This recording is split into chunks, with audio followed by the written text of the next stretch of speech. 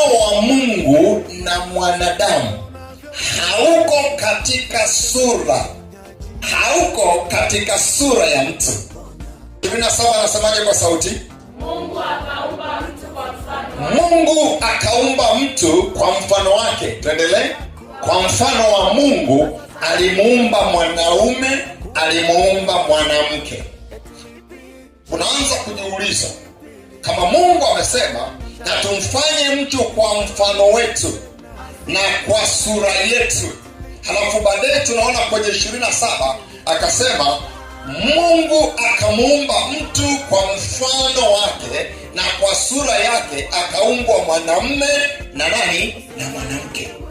Mfanano wa mtu na Mungu hauko katika sura, uko katika roho. Andika hiyo kitu. Mfanano wa mtu na Mungu hauko katika sura, uko katika roho. Cha pili, uko katika tabia za kiroho. Uko katika tabia za kiroho.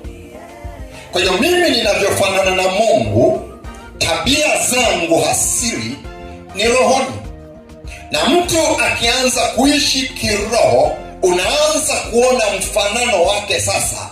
Unatoka kwenye mwili, unaanza kuonekana mfanano wa rohoni.